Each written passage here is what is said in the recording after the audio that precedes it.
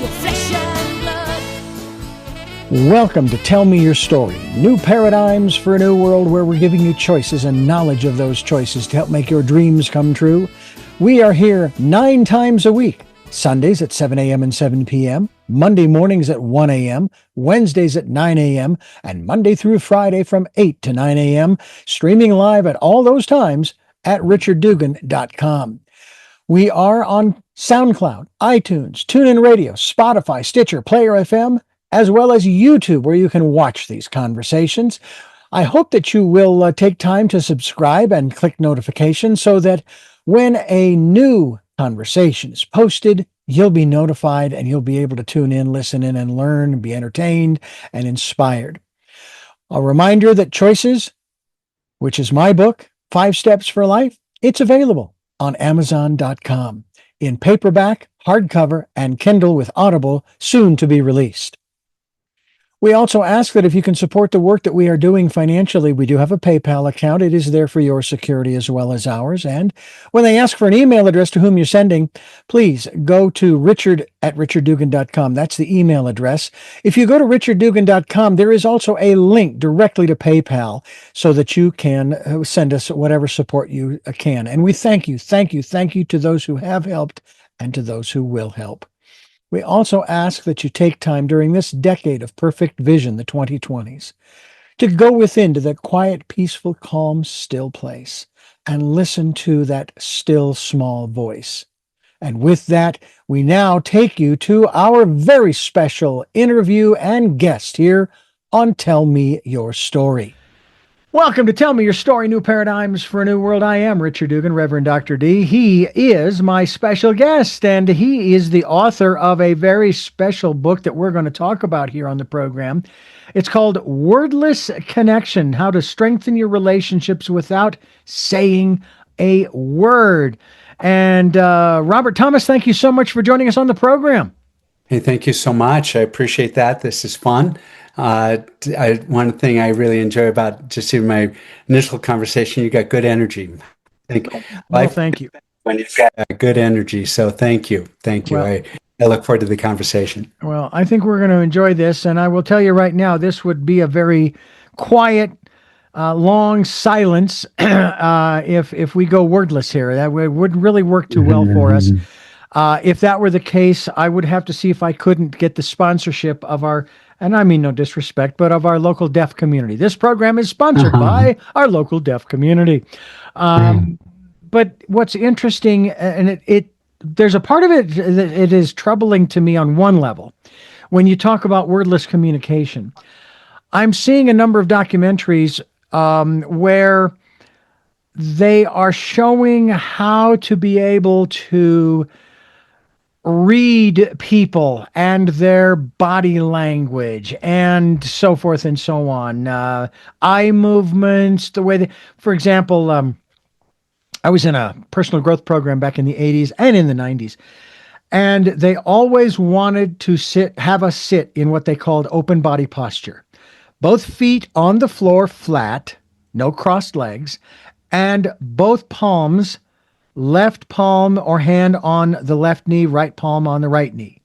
That was considered open body. So that way you were open to what was being presented. Whereas if you crossed your arms or your legs, you were kind of putting up the shield, so to speak. And the reason why that bothers me in terms of that is because we will program ourselves, if you will, with that information about those different characteristics, shall we say. And then we're watching people as we go about our day.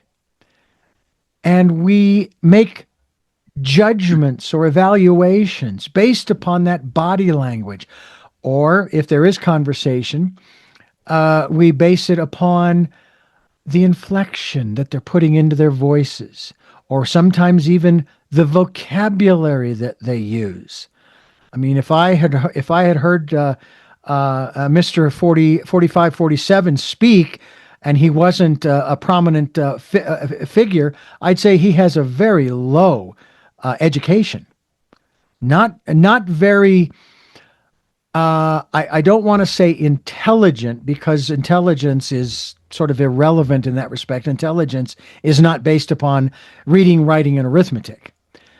But it says that okay, apparently he didn't study well in school, so he didn't expand his vocabulary and so forth and so on. So let's talk a little bit about this wordless connection and this conversation, this communication without words, and how we can incorporate it into our lives, but at the same time, so we're not using it as a manipulative tool, because that's kind of where I was coming from with what I was sharing, that people tend to use this kind of stuff to take advantage, to get one up on, and so on and so forth. And that's not why we're here on the planet.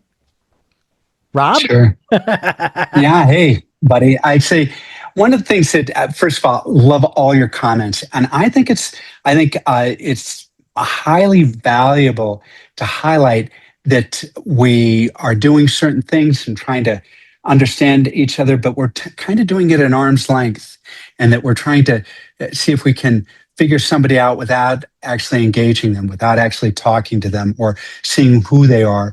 And we're trying to do this probably at a distance so that we're not putting ourselves at risk. And so I that's kind of, as you talked through that, that's kind of what I was hearing. And I think that is not only something that you're seeing, and you talked about documentaries, I think that's something that we're all feeling throughout our society, where we, as much as we got more and more conversation, more communication, more sharing, and we seem to not be connecting as much as we used to, and we're also feeling more alone. Am I reflecting that properly? I think that's very accurate. As a matter of fact, I sometimes wonder how lonely this guy is that I'm referring to in the top slot in this country. And I get the sense this guy is not bored. There's a big difference. I get the sense that he's lonely because he's put up the shields, and he's had the shields up for years. And it's really kind of sad. I mean, again, I'm neither a supporter or detractor, but it's just an observation on my part. Well, and the other thing that is interesting, and this maybe will be kind of a gateway for us to kind of talk about more about the book Wordless Sure. Connection, Absolutely. is that as he has put up those barriers, and I think that's very insightful, you really get the sense that all the people around him have a lot of barriers as well.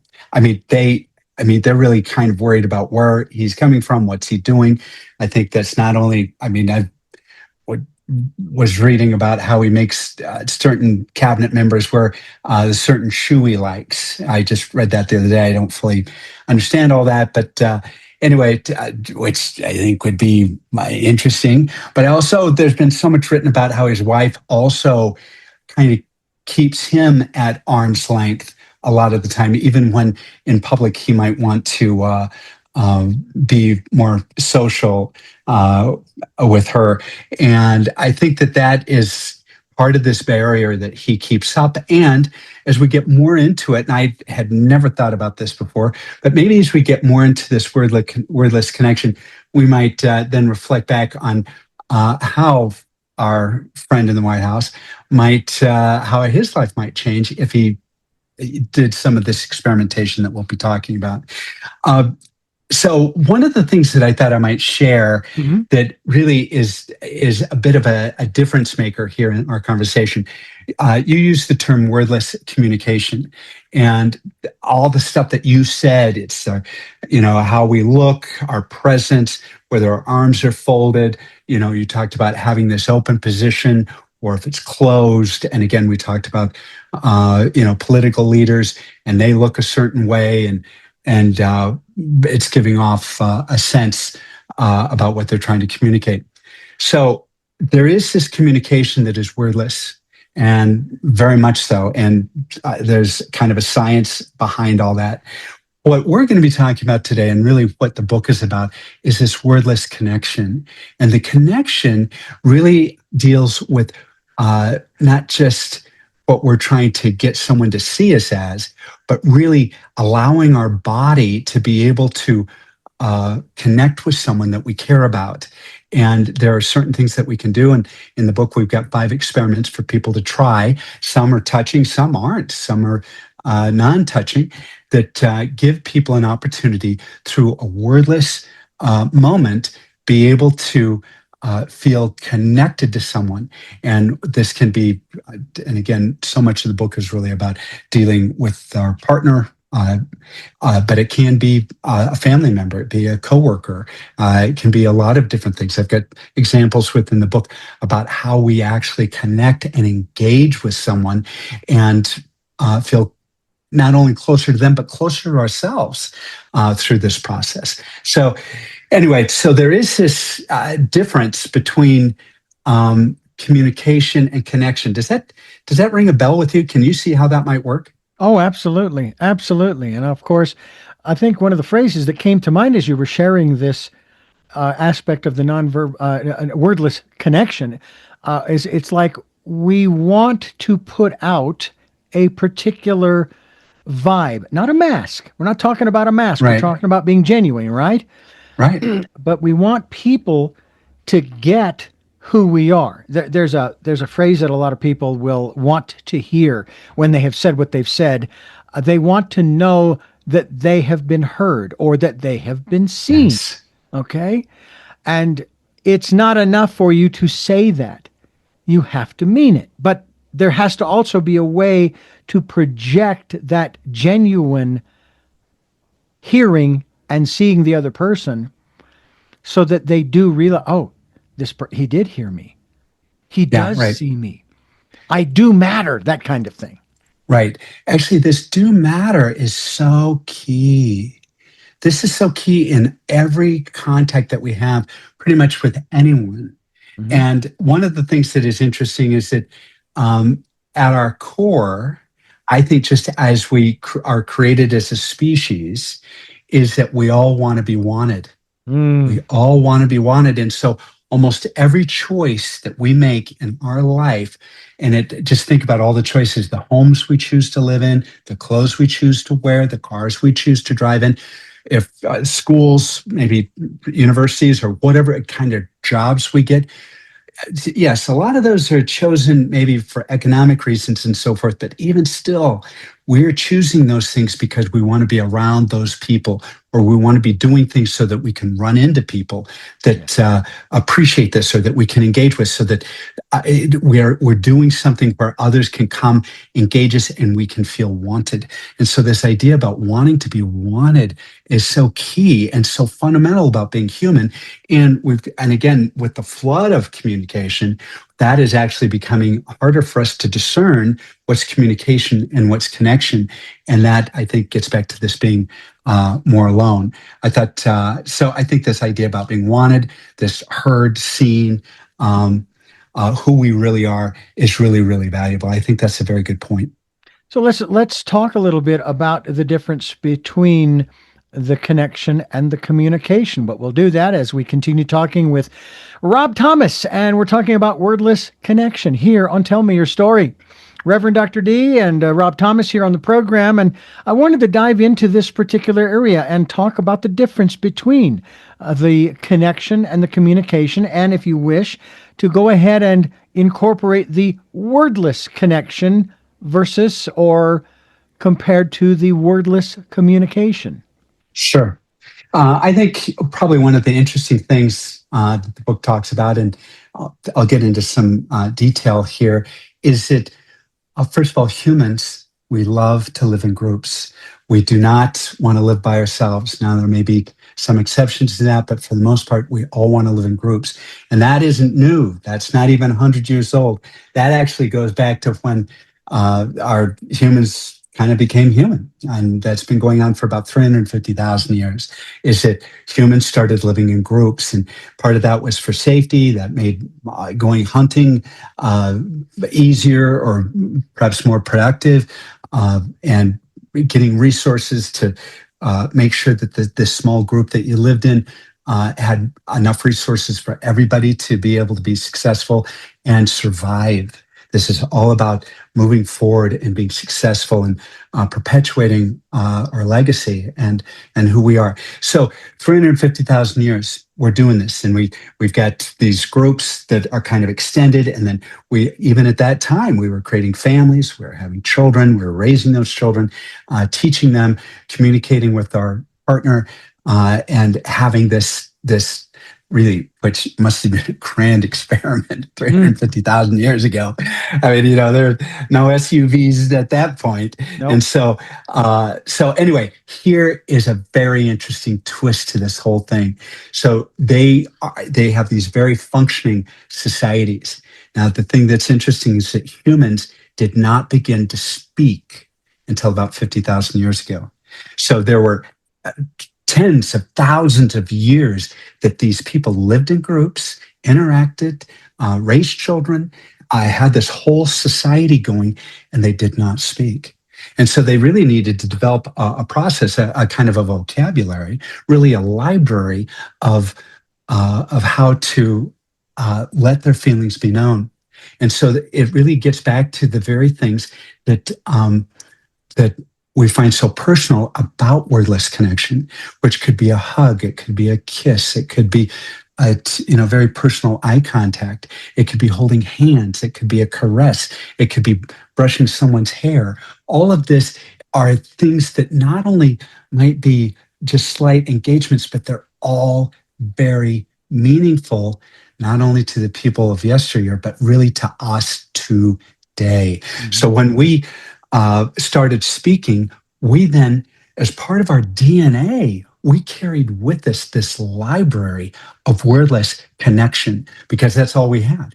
That's all we had to be able to help our children know we love them, to help our partner know that we cared for them, help others. And even when we met strange people who were part of other groups, how we were able to connect with them, again, without words. And this, at times, not only was for our survival, but to make sure that we weren't making enemies either.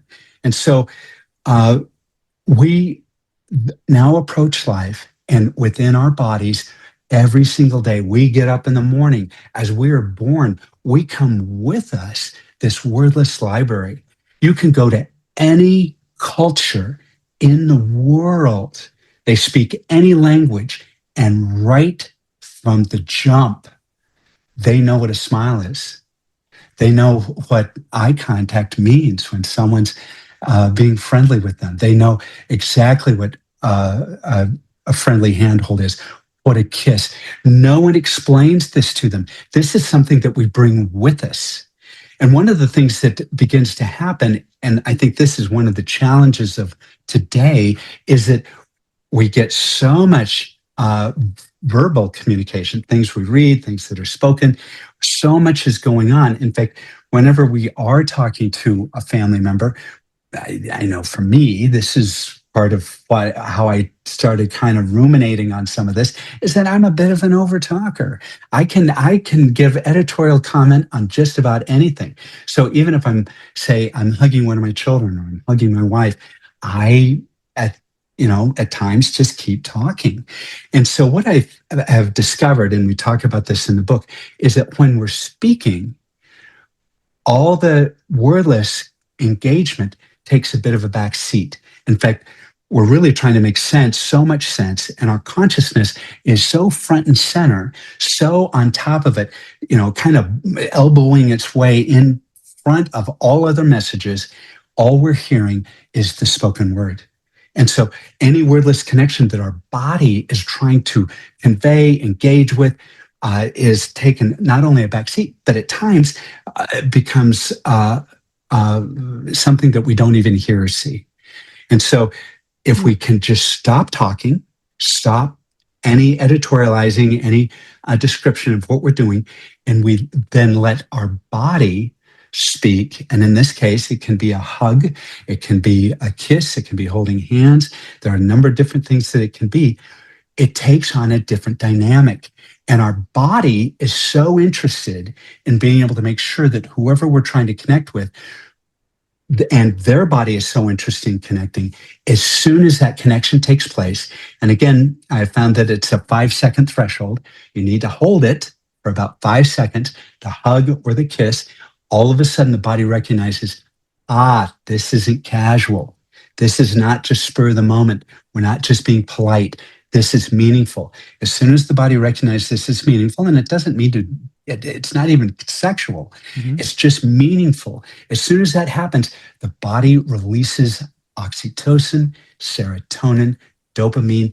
And these are not only things that make us feel good, but here's the secret. They make us feel safe. Mhm. So we've got 5 seconds to safety as we give this hug. And so as we engage in this without any words, we can engage. We can have the very thing that people, they go to doctors across the continent. They spend so much time in therapy or reading books, taking classes, and I'm not saying you shouldn't do that. Mhm. In fact, I think there's a lot of value in that.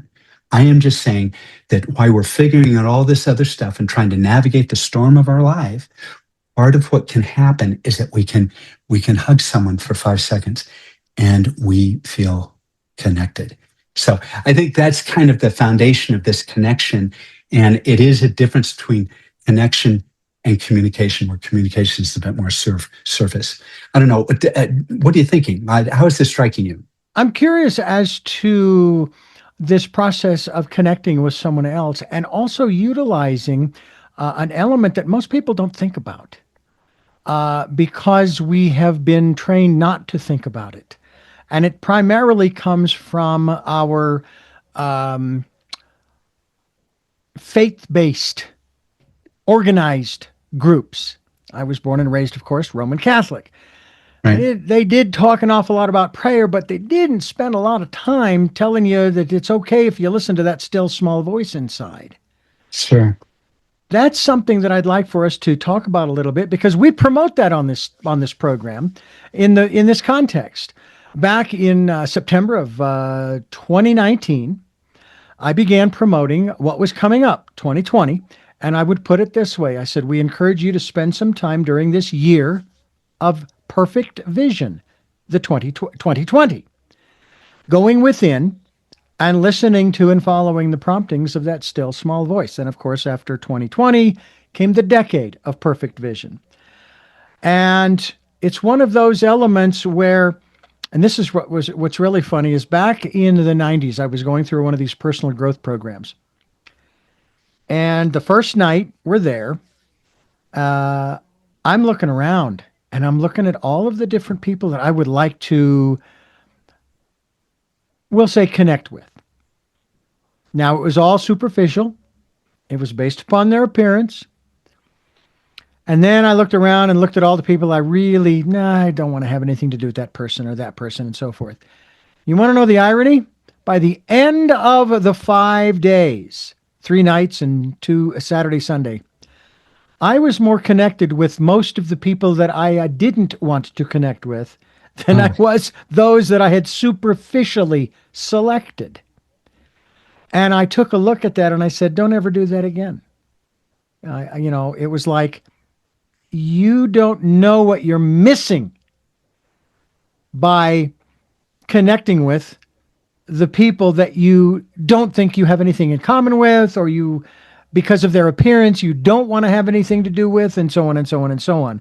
It's like, I only want to connect with the beautiful people, and that to me, there is a certain element of wordless, an attempt at wordless connection. No, very powerful, very powerful. Yeah. I so agree. I think this is really so important, and really, in most podcasts that I talk to, and I've been on a number, we really there's not only talk about stuff I've talked about, but we talk. I mean, there's a lot more stuff that I can go into about Sure. nuance and how all this flows. But I really feel like this is something that is just as key and just as important, because this allows when we do what you just are describing, and we're listening to this influence, we're listening to the spirit, we're listening to our conscience, and everyone's got one. Everyone has this influence, and again. I just, as I've been doing this research for Wordless Connection, I believe this is all about the body. The body is like an antenna, and it gets this information and shares it, and it's all about trying to help us live our best life, help us be in the certain moments, present moment, because really, present moment is really where we need to be. That's really where we get this influence, because we don't live in the past, and we may fret about the past, we may worry about the future, but we don't live in either one of those. We live right this moment. And as we focus on that and we get to do that, then we can get this feeling, and a bunch of things can happen. Not only can we get this influence that I think is, that I agree with you, I'm sensing from you, is the spirit. And again, it's our conscience, which I think is the truth that we get from from God. And as we get this truth, and again, I don't think it just comes to us when we're paying attention. I think it's broadcast all the time. So I think it's available. Absolutely. I think it's available 24/7. It's like a 500 channel cable subscription. We get it's all all information all the time. Anyway, so here's so I'm going to digress just a slight bit. I'm going to make this comment. I want you to comment on it. Sure. So as I have focused on this because I think it's so important, and I've discovered, I find that I am in a better place now. I'm a better person. I'm a better partner. I'm a better family member. I'm a better worker if I can stay present moment. So I've looked at different ways that I can quickly get to be present moment, and be able to be in this influence. And one of the things that is great is gratitude. And the one thing I like about gratitude is it is something I can manufacture. I can just stop and say, what I'm grateful for. And an example I love to give, just because I run into it periodically. For some reason, when I'm driving and I turn a corner and sun hits my face, I don't know quite why, but I love the sun on my face. And so I'm now at a point in my life, because I get this kind of jolt, brings me right to the moment. I say out loud, "Oh, I love the sun on my face." And in that moment, as I'm feeling grateful for that, then something else interesting happens, is that often right in a row, like a string of pearls, I get other things that I'm grateful for right in a row. I'm not even thinking about it. They just come to me. And as I do that, then I kind of get a glow of gratitude. And that glow of gratitude helps me be at peace. And I feel you only feel at peace when you're in that moment, when you are present moment. You're not thinking about the past or the future, your present moment. That's when we live in peace, and that's when we can get this influence. And not only when we do that, one of the things that I love about Wordless Connection is that when we're hugging a loved one, and we do it for more than 5 seconds, again, we cross that barrier where the body says, okay, we got a live one here. As we give that hug, we're present moment. We're nowhere else. And this is why the body is able to engage in a certain way. And if we have any memories, it's memories that deal with present moment experiences that we've had with our partner, with a loved one. Often, when I was first doing some experimentation with Wordless Connection, with couples, I would often give them some instructions if I was sitting there, try this, and they would be holding hands, or one would be giving an arm massage or something. And I had several people just speak out and say, this is reminding me of my mother. And when my mother used to touch me, or hold my hand, or caress my hair. And I often think that these are the things that really the body keeps track of. And one of the things that I did I've been talking to couples across the country, and one of the things that they've all said is that when they do these type of exercises, the very kind of thing that we're talking about that is present moment and really is our conscience, when we can engage this way, one of the things that happens is that they get a memory of why they chose their partner to begin with. And I mean, they made that decision. I mean, anybody who's in a long-term relationship, and it may or may not be necessarily love or romance, generally it is safety. We choose someone because they think they're going to help us be safe. And so we remember that moment, and that is emotional. And so that emotional memory carries us forward throughout the day. And this is really like tending a garden. We really need to kind of tend that garden every day. And we need to, and this is where, and again, it just takes a few seconds. So really, I'm advocating take 30 seconds out of your day, split it up into 5-second increments, and hug somebody, hold somebody's hand, kiss your partner. And again, I'm really not, you can do more, less. I'm just saying, take these 5 seconds and do something, and your body will make something out of it. I don't know. What do you think about that? What do you think about the gratitude thing and what I talked about? Oh, absolutely. And to me, gratitude goes hand in hand with forgiveness. And those two Yes. elements within one's life can free one up, because it isn't just about a wordless connection with others, other individuals, partners, siblings, children, etc., etc. It's also, and this is an interesting dynamic we'll talk about, the wordless connection with self. And we'll talk about that as Yes. we continue talking with Rob Thomas here on Tell Me Your Story. Wordless connection. That's what we're talking about with Rob Thomas here on Tell Me Your Story. I'm Reverend Dr. D. Richard Dugan, and let's talk a little bit about that wordless connection that to me is the first. Now, some would say, "Oh, no, no, no! You first wordless connection should be with God. The supreme being, the divine." No, I disagree. I think it should be with you, because if you don't know who you are, how are you going to know anything about and have a connection with the Creator, however you term them? Talk to us a little bit about that dynamic, because I think that's a real important one that allows us then to have those wordless connections with other human beings. Well, I think that is an interesting question. And I think that as you're on this type of journey about trying to understand yourself and your partner, and particularly when you feel like you're a little bit in the forest, wondering which way is the way you should go. Yeah. And one of the things too, and I just want to highlight this so everybody understands we're all on the same page with this, is that everybody has got a tale of woe. Everyone has got, in fact, I think we've got, on our absolute best days, we only have 20% of our life in crisis. And it could be, we're looking for work, we just got a job, don't want to lose that job, or we're trying to go to college, or we're trying to learn a skill, or we just got married, or we're just getting divorced, or we're moving, or whatever. There's so many different things. We've got a family emergency, or we've got a health challenge with one of our children. We're helping a parent who is starting to progress towards death. And so everyone has got something like that. We all deal with that. So your comment is so important about so even among these storms, how can we do this? How do we get connected to ourselves, which then allows us to start being in a place where we can wordless connect with others, and it's meaningful, and we count it and we remember it.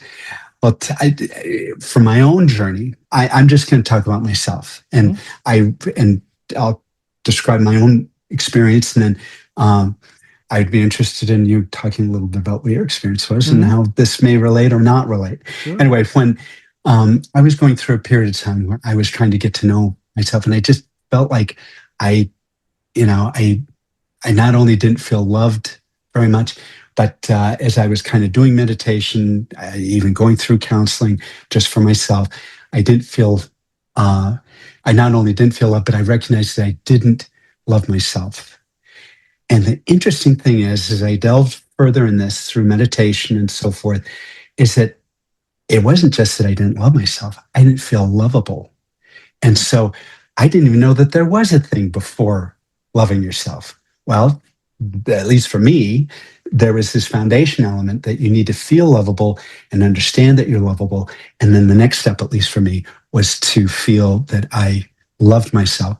And once I got those two things under some sort of control, or or understanding, and felt them, and felt worthy of them within myself. And again, this is dealing with all these things that we've already talked about feeling guided and about being in the moment, and having your conscience be your guide.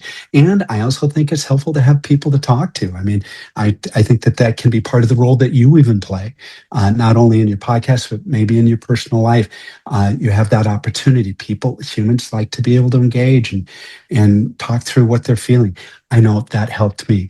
But this feeling lovable and then loving myself and then moving on from there was a journey that helped me and was valuable.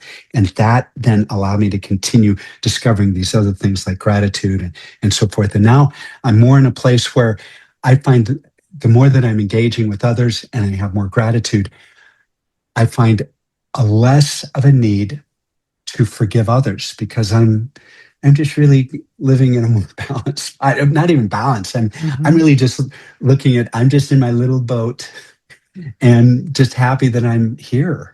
And so that allows me not to hold everybody accountable for maybe things that maybe have, believe me, caused me grief earlier in my life. I don't know. Does that resonate with you? It does. A couple of things. Number one, I remember a piece I was seeing where they were talking about a couple of Bible passages in the New Testament where you are instructed. How does it go here? It's forgive, something along the lines of forgive your enemies and pray for those who persecute you. Now, here's what's interesting about that, and this was in this piece that I watched. They said that, kind of like what you were saying, if you do not perceive that you have enemies, you have no one to forgive.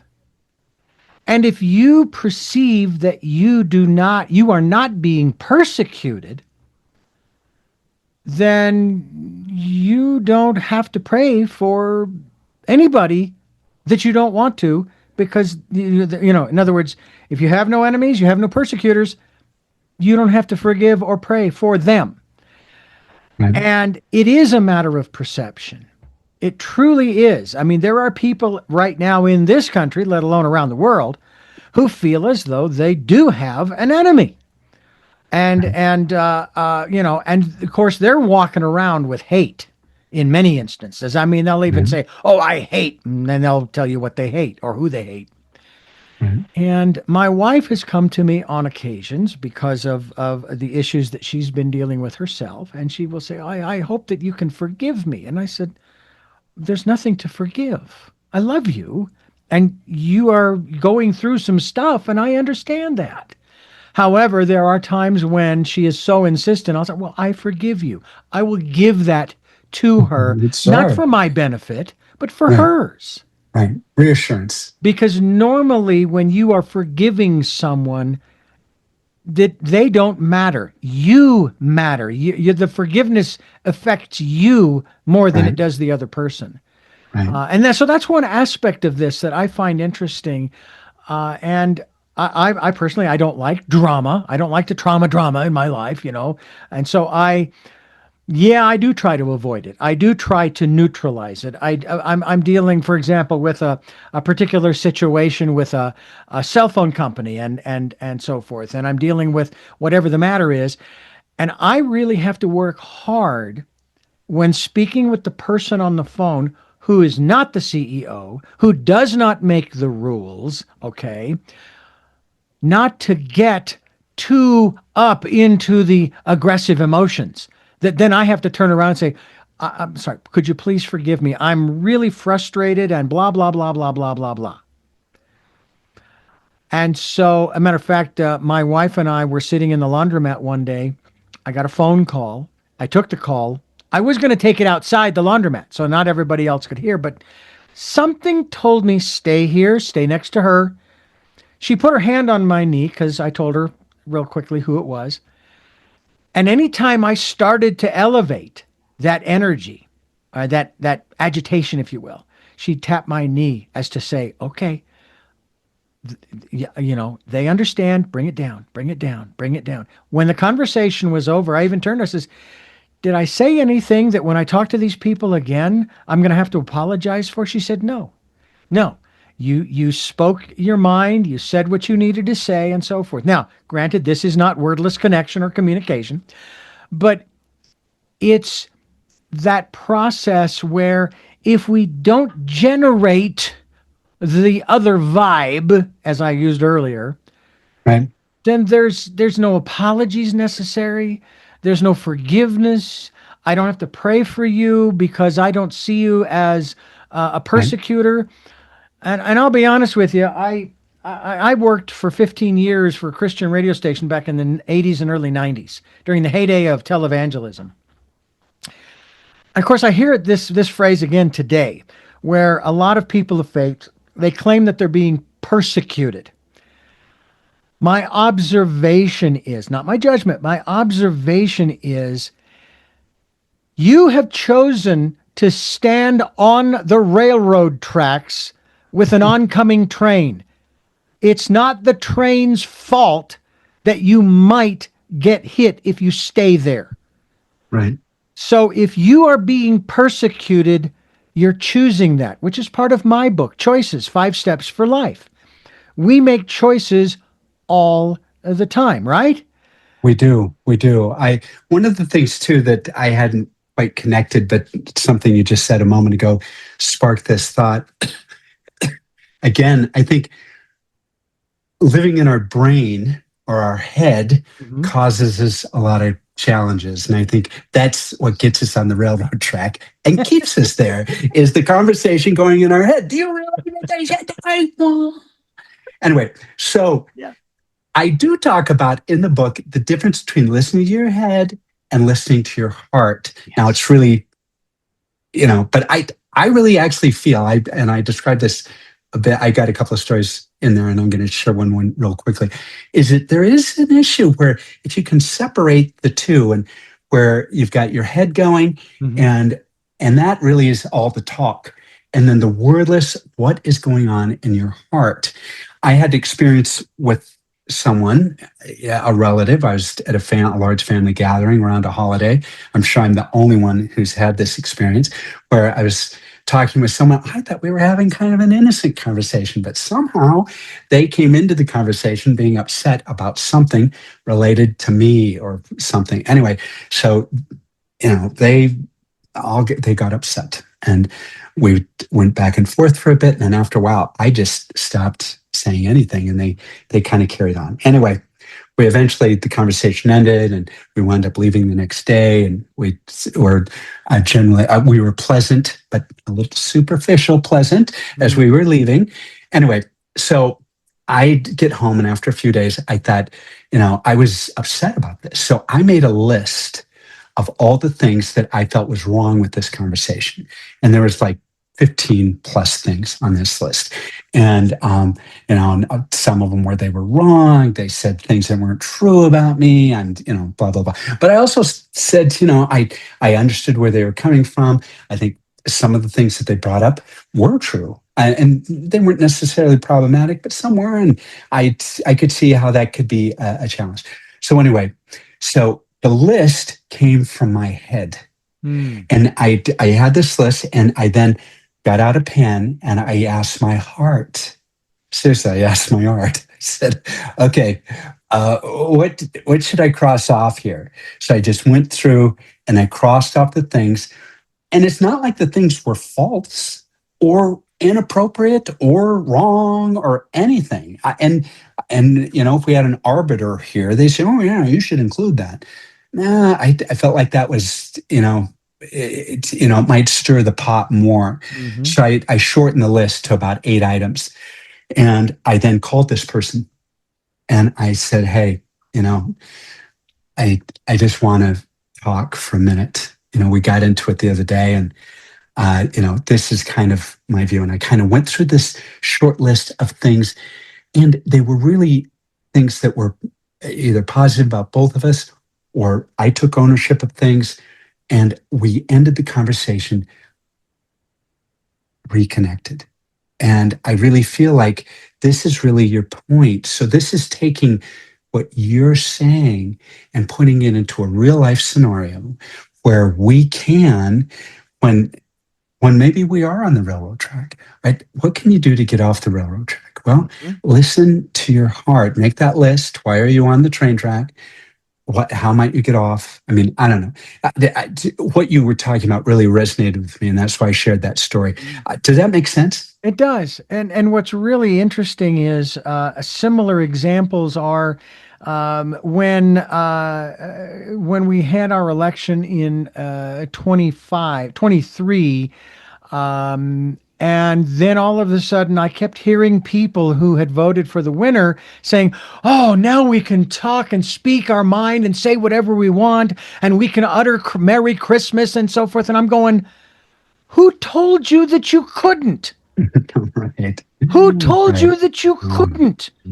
Right. There was never an edict or an amendment or a law in the previous 4 years that said you couldn't speak your mind or wish someone a Merry Christmas. Right. See, this is the thing that is very interesting, is that people tend to throw themselves in front of that train more often than not, when in fact, in a manner of speaking, there's no train coming. You can go ahead and throw yourself in front of that, claim that you're being persecuted and all that. It's not happening. Right. And we won't go into the other side of it. We're just basically getting back to the point that we have got to learn how to communicate and connect on all levels, verbal and wordless, with words and without words. And a lot of times I think, and I want to talk about this when we continue here, I want to talk about how words actually get in the way of a real, genuine connection. We're talking with Rob Thomas. We're talking about Wordless Connection here on Tell Me Your Story. Reverend Dr. D, Rob Thomas. Do you ever go by Robert? Actually, for growing up until I was in college, I went by Robert. And I'd never Bob. Bob was almost pejorative. Bob's your uncle. But I went by Robert. And actually, and my sister, who occasionally still, after all these years, calls me Robbie. So there's a couple of people on the planet that call me Robbie. But when I was in college, I don't know why it struck me one day. I just thought, Robert sounds so formal. And one day I just thought, Rob sounds more friendly. And it was the start of a new school year. And, when I was in college, you kind of get acquainted with people. And I just started introducing myself as Rob. And so that's how it came about. But my brother still calls me Robert. And I have some high school friends who still call me Robert. So, but the vast majority of people call me Rob. And I chose that because I thought it was a kind of extending myself a bit. Yeah. So that's all. I know I've gone down that list of names. Okay, well, how would you prefer to be referred to? And of course, people see Reverend Doctor. And it's the Reverend is legitimate. The Doctor is sort of honorary from the standpoint of being a doctor of an archivalist, an audio physician, as I like to call myself, where I transfer from the old formats to digital for people to listen to some of the things that they haven't heard again for the first time. Sure. But then, of course, there's the Richard. Well, how about Rick, Rich? How do you prefer? Is Dick okay, or blah blah? And I just go by Richard. As a matter of fact, I'm so proud of that, because my father, who has since passed, his middle name was Richard. First name was Leslie, actually. And my middle name is Les. And so at his memorial, the first thing I said, rather loudly, I look back and go, you could have toned the volume down on that one, Richard. My name is Richard Les Dugan, because I was proud of the fact that I was named after him. And I thought that was pretty cool. Let's talk a little bit about now, because your book isn't about language. I mean, your book is made of words. That's true. Okay. Sure.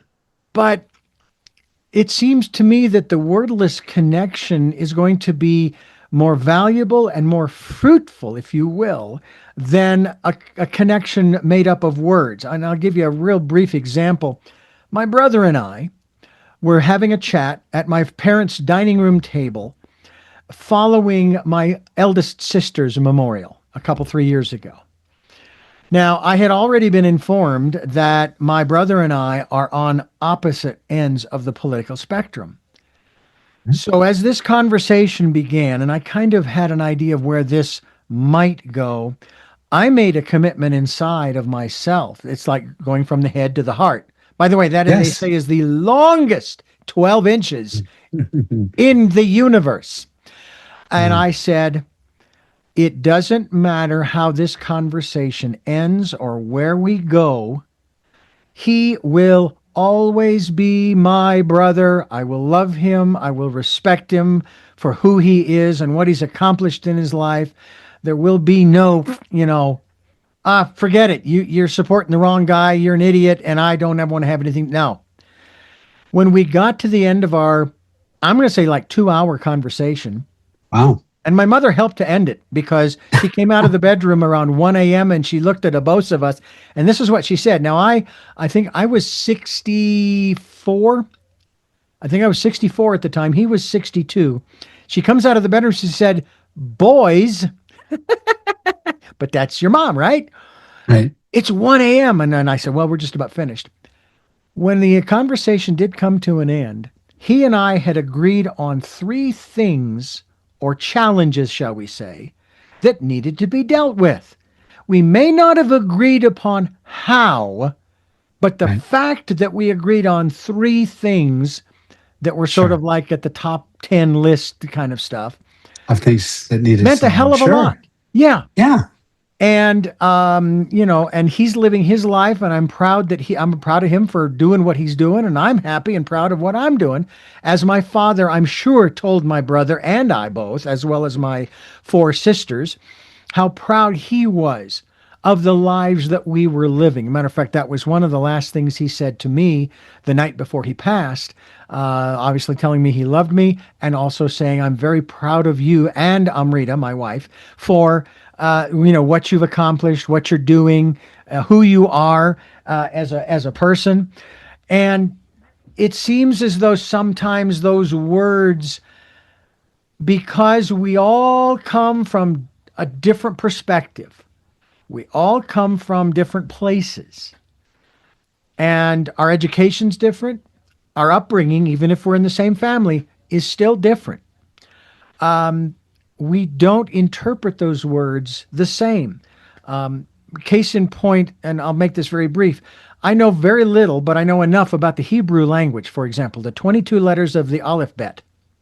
Each one of those letters has a color, number, tonal a designation. Just like if you look at a map and you see all of the lines and things, and you look at the legend and it tells you what those mean. So each letter has all of those elements and then some, different meanings and so forth, and maybe even a story. You start putting them together in words, sentences, paragraphs, Or chapters, songs. Songs as well. I mean, and so because forth. they're tonal. Yeah.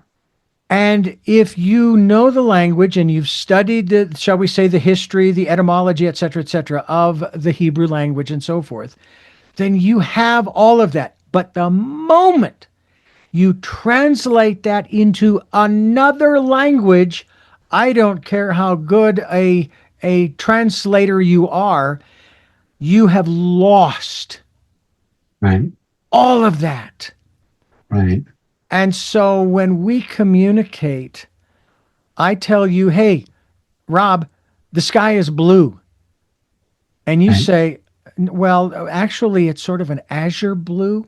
Oh, come on, Right. Rob, please. Yeah. But that's your experience. Right. And mine is, I just say blue.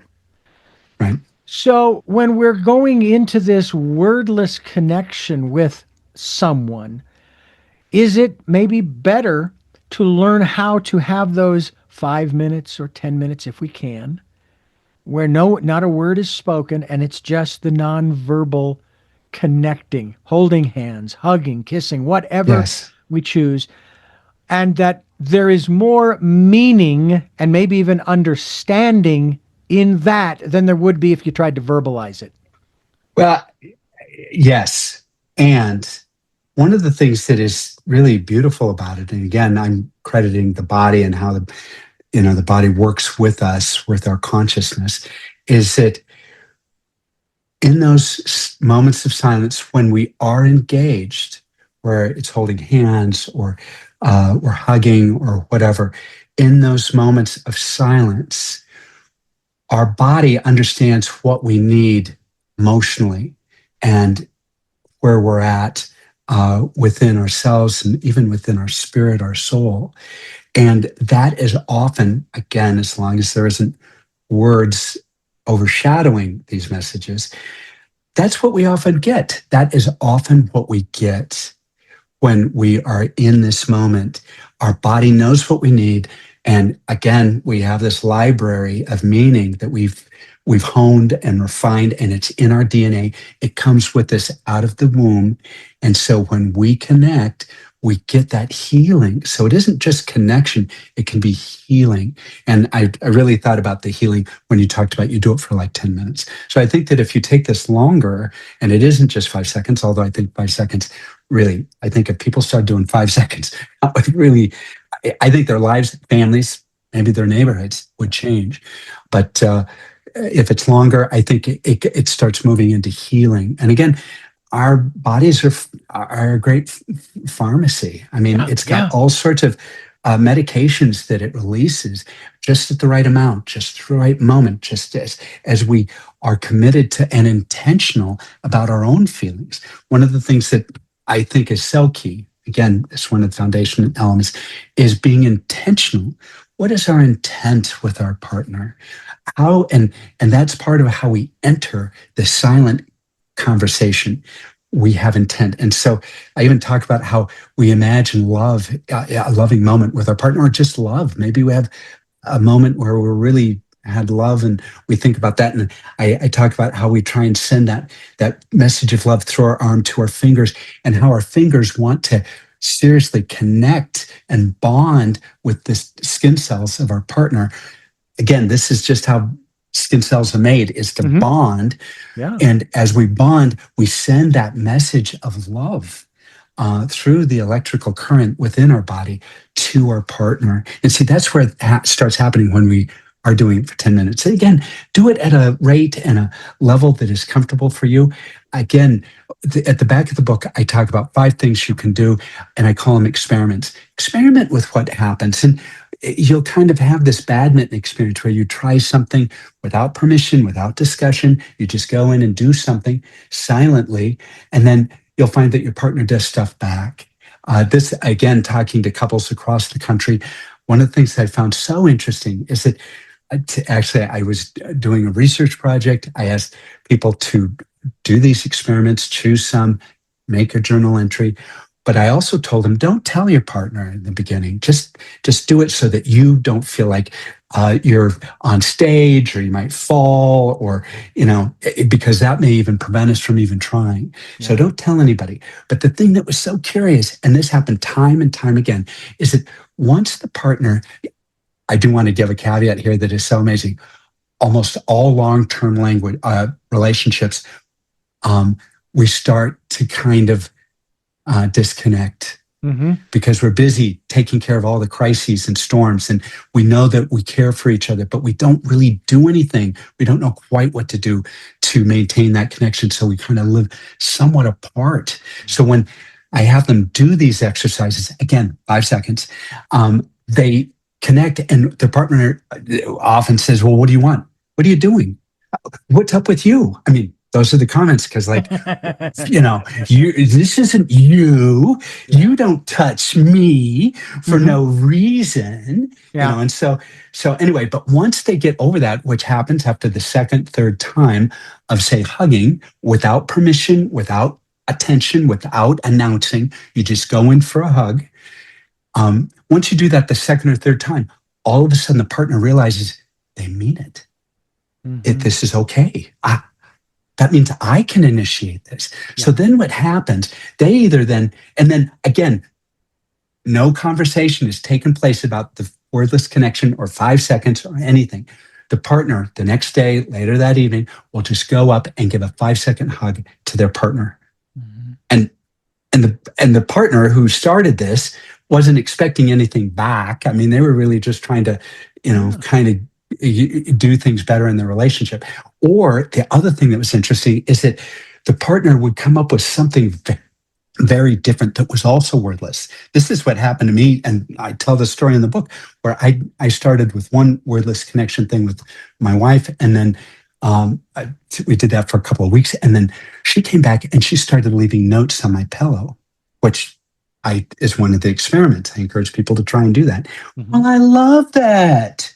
I want to Mhm. tell you, I really like those notes, and they were really simple. I mean, they were seriously. And I even make a comment in the book. Make them like you're passing notes in elementary school. I mean, they are. They're not about apologies or anything. It's just about emotionally positive connection. That's it. And I've got dozens and dozens of them from my wife that I periodically look at and I love. So anyway, I don't know. I went You on a rant you there. keep So them, I take it? You have kept them. I have kept them. I've Oh, kept them. wow. Wow. Reminds me reminds me I was watching the one man play of Give 'em Hell Harry with James Whitmore.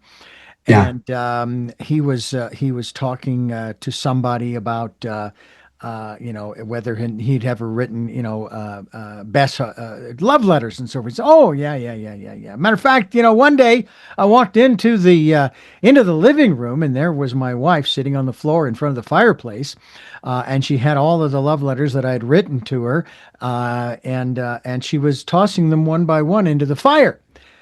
And I said, Bess, what are you doing? He says, well, I'm burning these letters. And he says, well, but why? Think of posterity. And she says, well, I've read them and kept tossing them into the fire, which I thought it was humorous. It was a humorous thing. Sure. But it's funny because my wife and I keep greeting cards from people, whether it's Christmas or Oh, birthday how or nice. Yeah. my mother still sends both my wife and I, and I'm sure my sisters and their husbands, and of course their my nieces and my grandniece and nephew and so forth, birthday and Christmas and so forth, and still tucks in the $5 or $10, just Oh, and how it's like, nice. and they hold a regular get together. My three remaining sisters, my niece, which is my eldest sister's daughter, and her daughter, and anybody else they invite there to go to my youngest sister's home in Mesa, Arizona, and they get together for basically card creating parties where Oh, they how create nice. cards for different times of the year and so forth. And then my What mom a will send them lovely to us. thought. Well, I Yeah. had an interview with a woman just about 3 weeks ago, and she is a big believer in writing letters. Now, you can handwrite it. She uses an old typewriter. This is one of those typewriters that's in one of those cases that you pop open the Oh, front yeah. I and it's love on a that. hinge. Yeah. And she says it's okay too if you do type it on the computer, but make sure you print it out and mail it. So we do the interview, and I shared with her what I just shared with you. And the next thing I know, I get in the mail. Now, she'd already told me she's going to do this. I get in the mail a letter from her and a copy of the letter that she sent to my mother. Oh, how nice. What a And lovely, lovely thing for your mother, for you, for her. oh, absolutely. And those are the kinds of wordless connections that we can make with one another. As a matter of fact, I did something for my wife when she was going through her cancer diagnosis and treatment and so forth. Because I remember reading where if you can write little notes, kind of similar to what you're talking about, and then stick them all over the house, stick them in the silverware drawer, in the underwear drawer, Yes. here and there and everywhere, tape them on the inside of the medicine cabinet. And that's when I came up with what became Choices, 5 steps for life. It was those 5 steps that I had just written down. I had not elaborated, I just wrote them down. And I then printed up, I don't know, 30 or 40 or 50 sheets of paper. And then I started taping them all over the house. I wanted her to have something to focus on. Sure. So these are the kinds of little gestures, at least we might think of them as little gestures, that actually can make all the difference in the world in, obviously, first of all, your more intimate relationships, say with a spouse or partner, with your children, always a nice thing. I know too that some parents, like moms, will stick a little note in the lunch pail or what have you of their kids' lunch, so that when they open it up at lunchtime, it's mom is just remembering you and just thinking of you and so forth. Those kinds of little things, along with that physical aspect that you have been talking about throughout this program, and I just think it's great. I really do. And we have lost the ability, I think, maybe I'm wrong. I'll have you correct me if I am wrong, that it seems like we've lost the ability to connect. It's almost as if the old phrase is, if you don't use it, you lose it. If we don't use that connectivity, then we're going to lose it. I have a secret message for you. Yes, sir. And the secret message is that we have not lost it. It is there. It is alive. It is available. And our body is just waiting. We just need, the one thing that we need is to just stop talking and then engage. Just try it. Experiment. There are 5 experiments at the back of the book, and just try it. I want to tell you just an amazing story.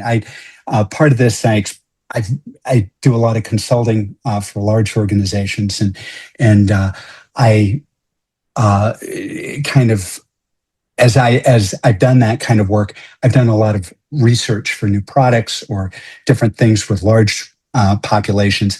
Anyway, so generally, no matter what, you always get some naysayers. I often have said, I think you hand out cash to people and then find a way to complain. Oh, I want bigger bills, or something. Anyway, when we did this, I was just anticipating that we'd get some people who wouldn't participate, or wouldn't like it, or whatever, or they wouldn't understand the questions, or wouldn't be able to do it. And so I even, with the research company I was working with, I set up 2 different cycles. The first one where I'd learn a lot, and then the second one where I'd refine the questions. Well, in the first cycle, something occurred that I just could not believe, is that everyone who went through it, first of all, they did it, and something happened. Everybody had a connection. And so this is where I can speak with some insight that we haven't lost it. We just need to try it. We need to just remember to do it. And again, it just takes 5 seconds. And then our body is all set. Our body has got over 300,000 years of momentum coming at us. And we just need to stop talking and engage in this wordless process. Absolutely. Wordless Connection is the website, wordlessconnection.com. Let's make sure we get that right. Rob Thomas, the author, and there it is right there. And we certainly hope that you will stay with us as we continue here on Tell Me Your Story. Rob Thomas, thank you so much for being with us here on the program, here on Tell Me Your Story, sharing not only your story, but also how we can reconnect. I know that there's a gentleman that I interviewed many years ago. I'm trying to get a hold of him again because he has this program, and it's more esoteric in nature, called The Reconnection. His name is Eric Pearl, and he's a fascinating gentleman. It was fun. We even went through one of his programs when we were still living in Phoenix. We drove up to Sedona and participated. It was a lot of fun. More so to meet him, the author and creator of this, in person, but also to participate as well. So it's still there, folks. Just because it's been in the toolbox for a long, long time doesn't mean that you can't pull it out and use it. And we hope that you will. And again, thank you so much, Rob, for being a part of the work that we're doing here. Thank you. Thank you. And you've been a wonderful host. I've so enjoyed this. I've got a lot out of this. Thank you. Well, I do have 3 final questions that I have for you that I ask all of my guests. Okay. And I'll ask those. But first, I want to thank you for listening to and watching Tell Me Your Story. New paradigms for a new world, where we are giving you choices and knowledge of those choices. We're here on Sundays at 7 a.m. and 7 p.m., Monday mornings at 1 a.m., Wednesdays at 9 a.m., and Monday through Friday from 8 to 9 a.m., streaming live at all 9 times at richardugan.com. Podcasts are on SoundCloud, iTunes, TuneIn Radio, Spotify, Stitcher, Player FM, Blueberry, iHeartRadio, Amazon Music. We're on YouTube and Rumble, and we're expanding to other video outlets, video platforms as well. We hope that you'll also subscribe and click notification. We hope you'll go to Amazon and get a copy of my book, Choices, 5 Steps for Life, available in hardcover, paperback, and Kindle. And we have a tip jar, and it's called PayPal. If you can help us out in any way, shape, or form financially, we would be gratefully appreciated. We'll take energetic support as well. And finally, as I mentioned earlier in the program, we hope that you will take time during this, the Decade of Perfect Vision, to take time to stop and go within and listen to and follow the promptings of that still small voice. With all that being said, we move to those 3 questions we ask all of our guests. And the first of those is, who is Rob Thomas? Rob Thomas, I think, is a nice guy. I think Rob Thomas is someone who likes to help. I think he's someone who likes to serve. Not just serve. I actually find that not only do I like to help others, but I find that every time I serve, I get more appreciation about the life I already have. And so I like that. I enjoy a lot of activities. I'm an outdoors guy. I ride a bike. I like to stay physically active. I enjoy my family. I've got 3 children. My wife and I have 3 children. And so there's that. I do enjoy my work, but I really just enjoy learning things and moving forward. I think that moving forward is probably my key activity in whatever I'm doing. So that's a little bit about me. What gets you up in the morning? Often it's a project, but I'll tell you, one of the things that I enjoy most is getting up and actually doing something physical. I have been getting up and I go to the gym and I lift some weights, and that's kind of what I do. Sometimes I'll get up and ride my bike, but I like getting up and I like communing with the world. I like communing with nature. I like, again, I hadn't really thought about this considering what we've just been talking about, but I find that when I get my body moving, I feel better. And I not only feel better while I'm doing it, I feel better throughout my day. And so I actually find that it helps me if I'm feeling down at all. The exercise in the morning helps me with that. So I like getting up and getting moving. So that's something I try and do every morning.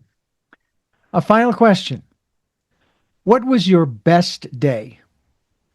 Oh, I have thought about this, and I'm not certain I've got a best day. I also sometimes talk about how everybody's got maybe 100 bad days they don't want to talk about, and so don't make them focus on one day that was bad. I mean, we all have bad days. I probably think that, like many people, I think when I got married was a great day. I think we have a handful of great days. I think when my children were born, I think when my children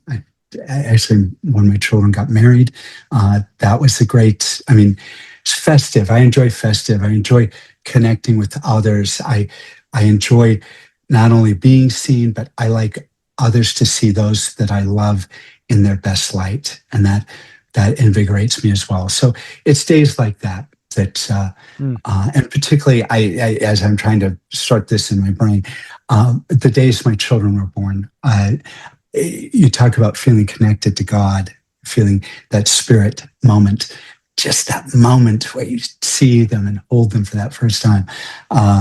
Really a great moment in my life. Well, Rob Thomas, author of Wordless Connection, thank you so much for joining us. And I thank you once again for joining us here on Tell Me Your Story. And until our next broadcast, podcast, videocast, love to all. Jeanette, I'm still listening. Dad, continue to be happy because I am. Smokey, I'll see you on the other side. Mike, thanks for being in my life and letting me be in yours. To my dear friend Zorro, aho, aho.